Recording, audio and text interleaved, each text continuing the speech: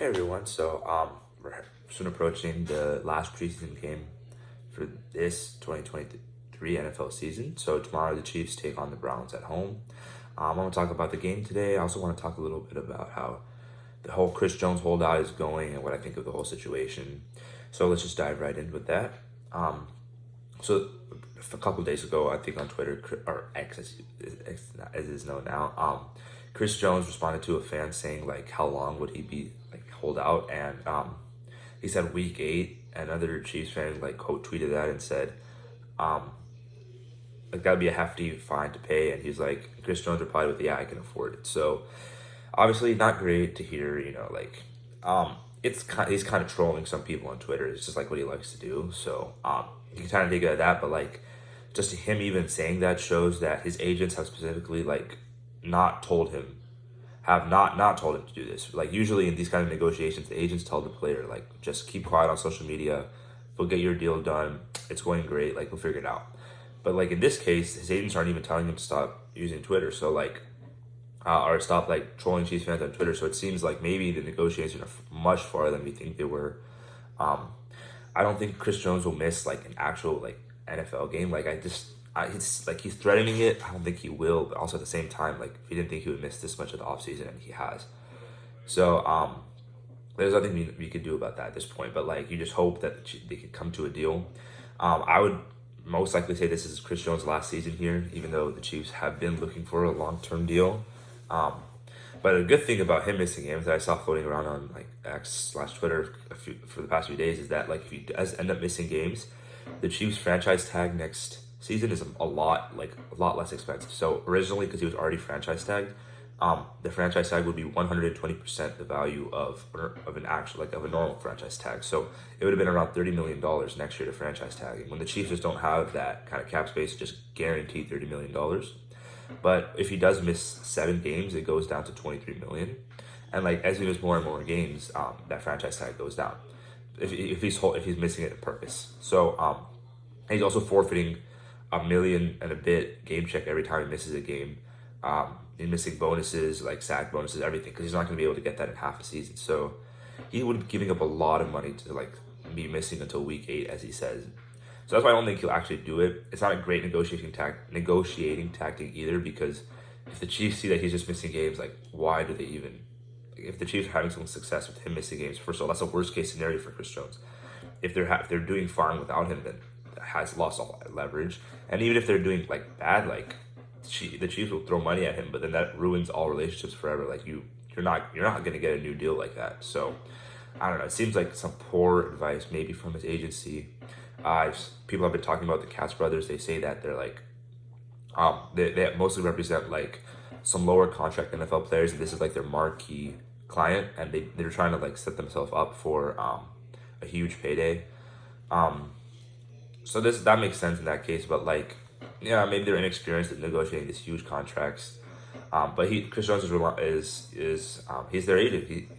They're Chris Jones' agent, so they have to get a deal done with them. And either way, like, if Chris Jones isn't on a new contract or is on a new contract, he will play for the Chiefs at some point this year. So if you're worried about that, I don't think you should be. He'll be there for the playoffs. Maybe not in the best shape. Maybe you get injured for a long period of time because he didn't go to training camp. But he'll be there for the Chiefs. Obviously, you don't want it to go this far. You didn't want it to drag this much. A lot of fans have turned against him. Me, I'm thinking like he has $28 million this year.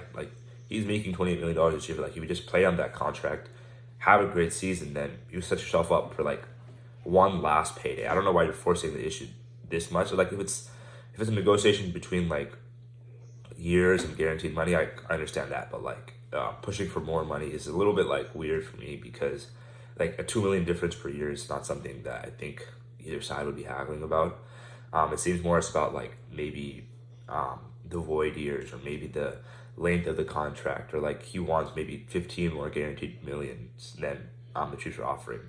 All these things the Chiefs want to avoid because he's an older player. They don't want to spend that much money on him. But that seems to be like for Chris Jones. Like he's probably going to play at least a little bit in game 1, maybe some pass rushing snaps, but it's for less than 2 weeks out. He's not at camp. He's not at practice yet. So seeing him in week 1 is probably like only going to be in like a couple downs. He might not even be there in week 1 and give up that game check. So But he won't be missing 7 games. I wouldn't even guarantee it because so many people have guaranteed that he would be here right now and he hasn't. So you never know with him, but hopefully it does come and he has the impact he wants. Even if it's this last season, I hope it's a good season for him. So yeah.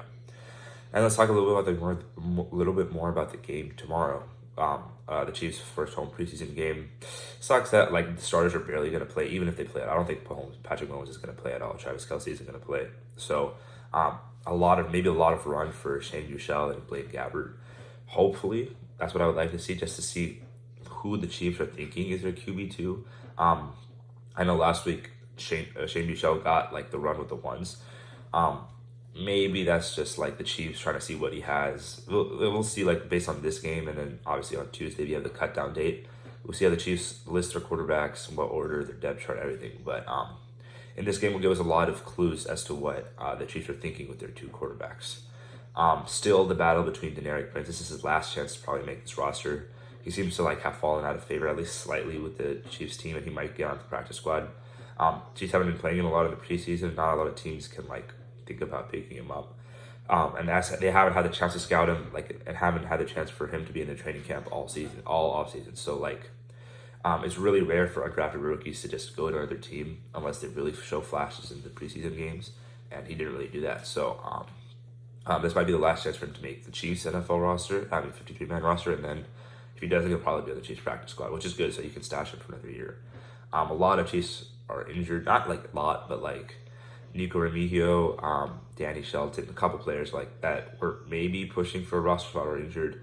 That means maybe like Danny Shelton, for example, he's a vested veteran, and the Chiefs could probably like just put him on the practice squad without too much effort. Like I don't think another team really wants or is going to sign him.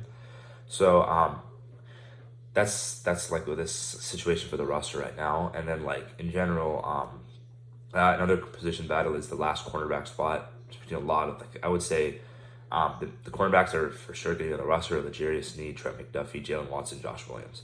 So you need a 5th and a 6th most likely, maybe a 5th only.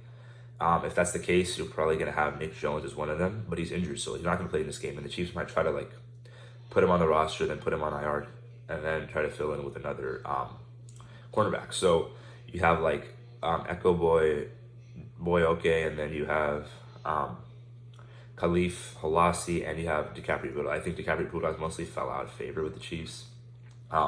He was a drafted free agent a couple years ago.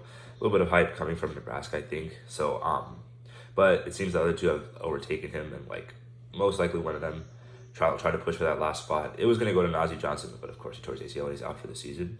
So that's the case for the last cornerback spot. And there's like some more things you just like to see. Obviously, more run from a lot of what they're doing with Rashee Rice last game was like what you like to see, just putting him out there, trusting him with the playbook. I would like to continue to see that. Maybe he has another good game. Maybe he actually comes out at halftime this game or before half. That's like a balance because you want him to get reps, but you also don't want him to like show too much, and you also want him to get hurt because he's got to play a lot for the Chiefs this year. Like especially if Kadarius Toney isn't 100% to go, even though they're saying like he's going to play in the first game. So and then Justin Ross, the same, similar to Rashee Rice, obviously not as like invested player. The Chiefs haven't invested as much as him, but he will be on this roster. I think it's almost guaranteed.